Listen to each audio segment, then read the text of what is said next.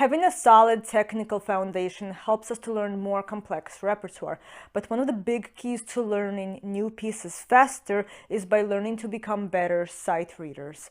Now, growing up, sight reading did not come naturally to me, as I spent the first few years learning pretty much everything by ear and very kinesthetically. And it wasn't until joining a school orchestra that I realized that sight reading was something that I really needed to catch up on. Of course, the biggest advice we always hear about this is just practice sight reading every day. Always look ahead a little bit, try not to stop when you make a mistake, and do your best not to miss any beats. While these are all excellent base guidelines, and I completely agree, sometimes this just wasn't enough guidance for me.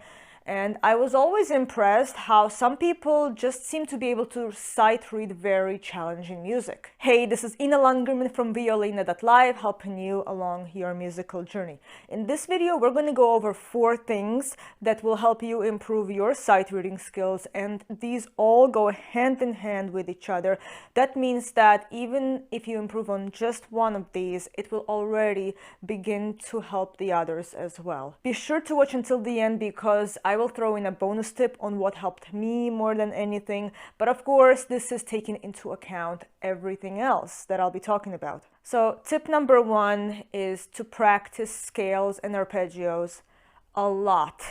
And don't just follow the same scale book over and over. Practice the same scale in different positions so that you get used to the same harmonic functions with more than one finger pattern. And actually, this is something that my friend Daniel Kurganov explains really well, and he has a great demonstration about this on his video about the Markov scale studies. I'm going to put a link to that video down in the description below so that you can explore it in greater detail. So this leads to tip number 2, which is finger pattern and interval recognition. That is, recognizing intervals between 2 notes and being able to instantaneously associate the given interval with a specific fingering combination. So for example, a perfect fourth, you could finger either with 1 and 4 on the same string, 2 and 1 on the adjacent higher string, and so on. In order to do this, we need to be able to look at more than one note at a time to recognize these patterns,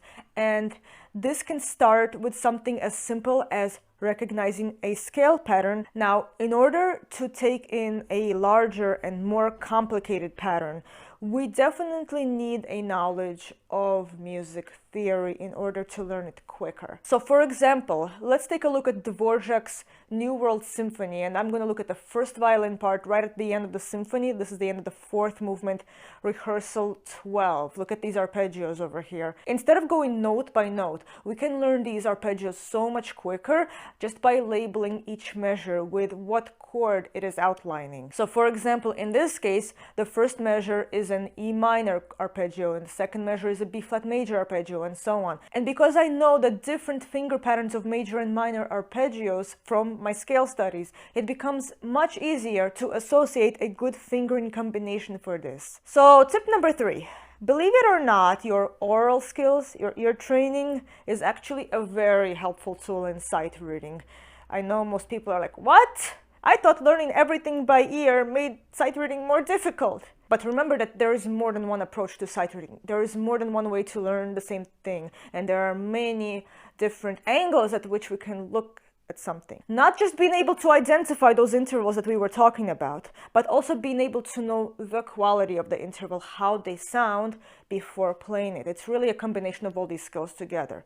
This is just another tool on top of the previous 2 things I mentioned, and they all work together. The ability to look at a melody and being able to sing it, or even just get some kind of idea of what it should sound like, will enable you to sight read with decent intonation right away. And it will kind of help you internalize a phrase. If you ever had to take a sight singing class in music school, for any of you who ever went to music school or conservatory, and you felt like this sight singing class was so useless and waste of time, why should be practicing? Actually, sight reading is one skill where sight singing can really serve you well. And this is something that's not obvious to us right away. All of those non-performance based music classes, theory, history, harmony, ear training, they can all become so helpful if we learn how to apply them in performance. They're not two separate things. They're not, I don't believe in separating those skills from the performance skills. They have to work together. Once we understand the relationship between music theory and performance, we can unlock so many possibilities, like further developing our interpretation, understanding a composition better, our sight reading, and so much more. And this is such a big topic actually, and maybe I'll talk about it in another video. By the way, if you are getting value from this video, I would appreciate if you could give me a quick thumbs up down below to help support this channel.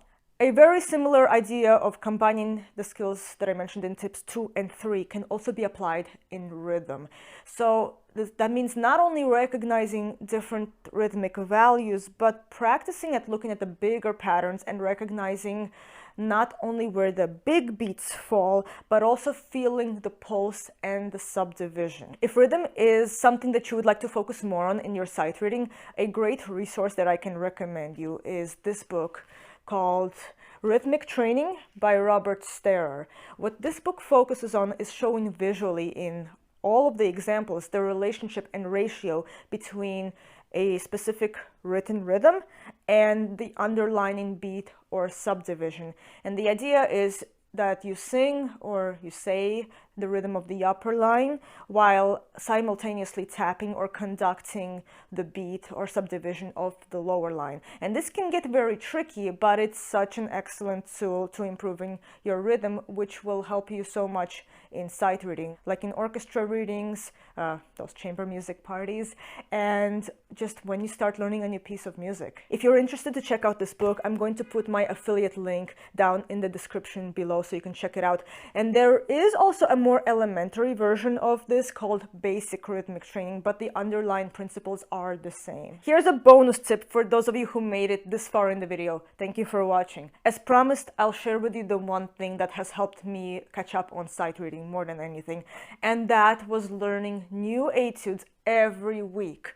Lots of etudes, and specifically they were always ones that were a little easier than my playing level. There are so many etude books out there, and it really depends on where you are, and a great teacher will help give you suggestions on what kind of etudes would be great for you. So one example would be, let's say, to practice one page from Whistler and one page of Kaiser, and then the next week change it up. Do this consistently for, let's say, 6 to 12 months, and you'll definitely see your sight reading improve. Thank you so much for watching, and let me know your biggest takeaway down in the comments below, and let me know what you are working on and what it is that you find especially challenging. By the way, if you would like a summary of all my content in both video and written form, I have a free newsletter called Musician's Pursuit of Excellence and Well-Being, which goes out twice a month. And it's also a way for you to be able to contact me directly. When you sign up, you will also get a free